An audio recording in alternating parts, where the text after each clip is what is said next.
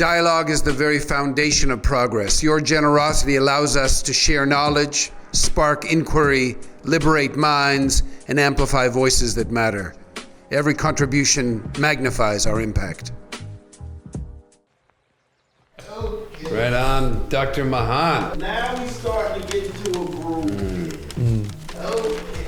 Well, Sylvie, let me know when you running. I have this vision of Jonathan with a turntable, like spinning the record. Yes, I Yeah. am a former DJ. Yeah, I can see it already in the way you're operating there, man. I can see you're in the groove. I was very good. I'll bet you still are.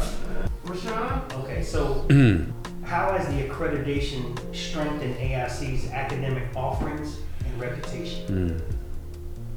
You know, I think it's critically important in the, you know, I'm using the word evolution in a non-Darwinian sense here, just so that we're clear, but the evolution of the Muslim community in the United States and in North America, I think it's critically important, and I've said this many times and in many venues, that we move from relationships of patronage, where we are relying upon friends, non-Muslim friends and others who will make a space for us in their universities and in their places of worship. As beautiful and as wonderful as that is, I think we need to move from relationships of patronage to relationships of partnership, which implies not inequality, but equality. And so the quest for academic accreditation, now just, only two independent Muslim institutions of higher education in all of North America. The quest for accreditation is a quest for equality, which means that we can be held to the same standards as Loyola and DePaul and Benedictine and the University of Illinois and all these other fine institutions, University of Chicago. We can be held to the same standards and be validated. And so that means that we are now standing shoulder to shoulder, as small as we are and as nascent as we are. We can stand shoulder to shoulder with these other institutions and to say, we've been scrutinized, we've been tested, we've been probed, we've been critically evaluated, and we have what it takes. And so to me, this is almost a coming of age. I mean, the question of academic accreditation at AIC is almost a question of the coming of age of the Muslim community in North America. And to me, the building of institutions, of course, includes the building of churches or masajid, right, mosques. It includes the building of schools. It includes the building of all these institutions.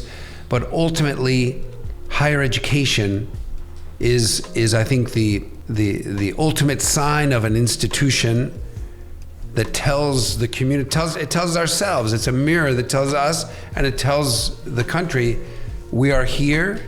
We are part of this country.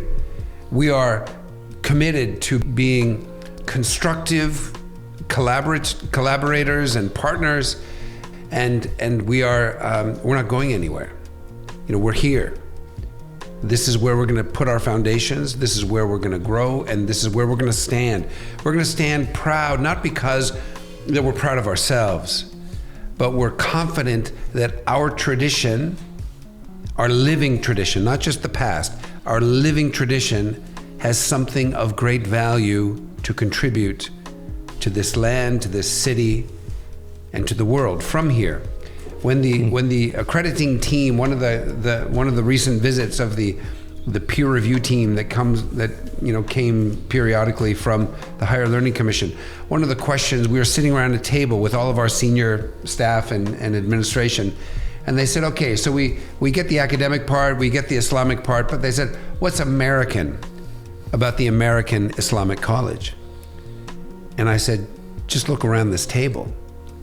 So there's my brother Randall, our CFO, who's African American, whose ancestors may have come to this country in chains as Muslims, incarcerated Muslims, enslaved Muslims. Here's my brother Randall, who's coming from the community of Minister Farrakhan in the Nation of Islam, proudly so.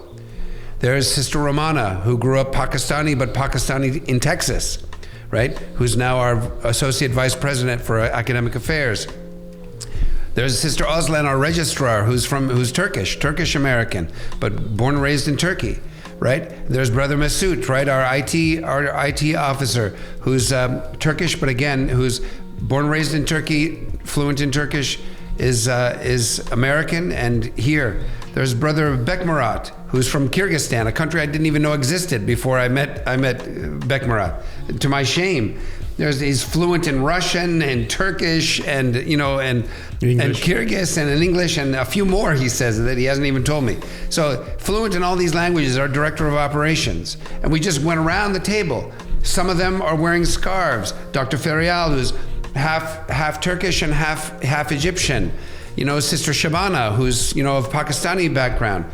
Dr. Omar, who's of American, he grew up born and raised in the United States, but of Yemeni parentage. Dr. Talat, who's Egyptian, who did his PhD at the University of Utah. That as you go around, and at that time, I was the only white person in the whole organization. I said, you just look around you.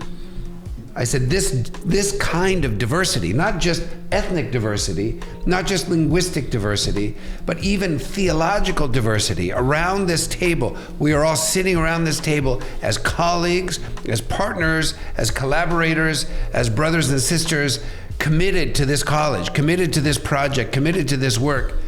I said, you think that can happen anywhere else? This is what's American about the American Islamic College. And they were like, wow, undeniable. They were just speechless. Like, okay, we get it. Yeah. What are they going to say? Yeah, what can you say? People have the same, when they come to any mosque, they're blown away by the diversity. And it's like so common for us. Yeah, we take it for granted. Second nature. But take it for granted. It's not for everyone around us. But this is one of the things that I think, again, without ever seeking to convert people to Islam, but it's one of the things that we model as a community that is of great benefit to others, because people can see that this kind of diversity is possible. In a country that's built upon slavery. I was thinking of this, when we were washing Muhammad Ali's body, may God be merciful to him.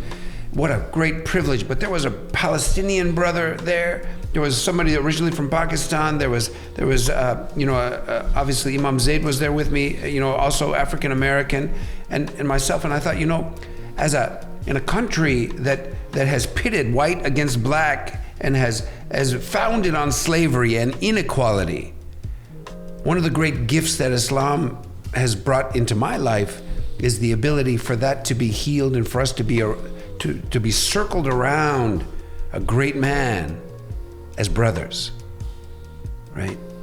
And I feel that way too. I feel that way here at the college, with Brother Jonathan and Brother Rashan and Brother Randall. Like, what could have healed this deep, deep historical wound that colonization created? In my case, right, in my experience, the answer to that question is Islam. And so here at the American Islamic College, we are living what the Prophet ﷺ, upon him be peace, talked about when he said in this religion there was going to be no Arab and non-Arab. Like, we're just sisters, we're just brothers, we're committed to this project which is bigger than all of us. And we're living, we're embodying, we're modeling the kind of diversity that could end up saving this country. Not by converting everybody to Islam, but by telling people that it's possible for black and white and brown and male and female. It's possible for us to live in harmony and in mutual respect and in mutual esteem and in reverence. And that's what we do at the American Islamic College. Dr. Mahan, Yes. would you like to add anything to that? No. That was amazing. What was the exact prompt again? So the question was, how has the accreditation strengthened AIC's academic offerings and reputation?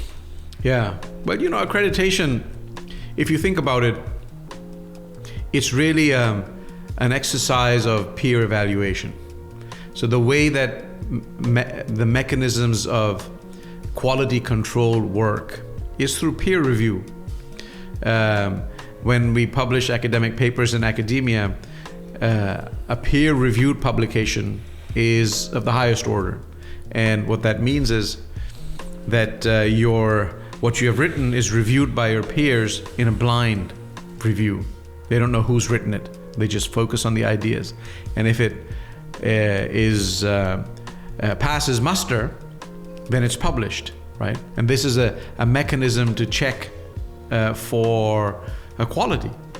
And that same principle is applied in the assessment of institutions.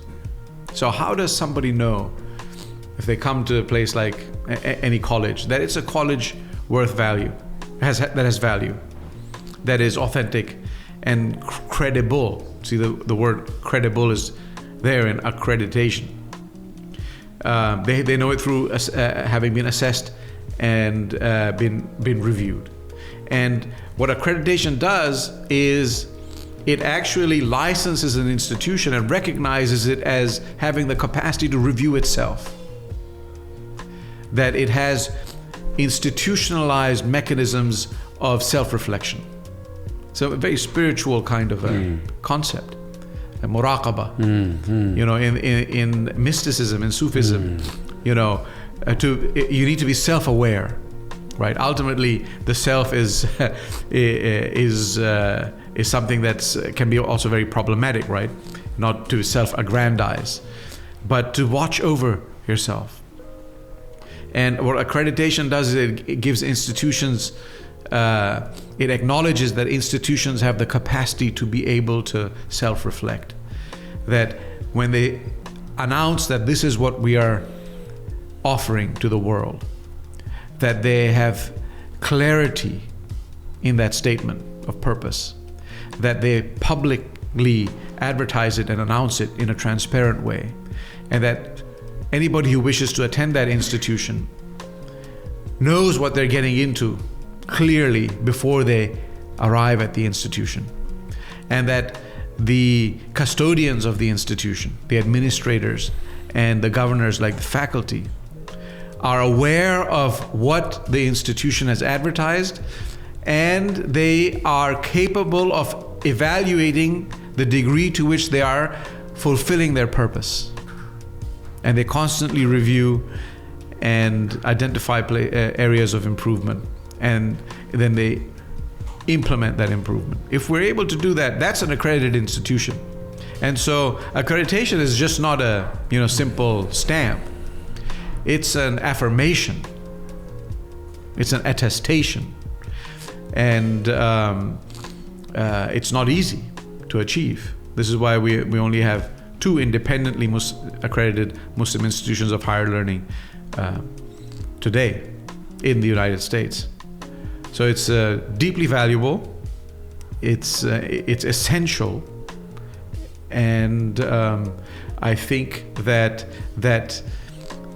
expands the capacity of the institution to be able to fulfill its mission and to reach a broad audience, and to give them what they need in order to then, when they leave the institution, achieve their dreams. Okay. That's perfect. That's a good.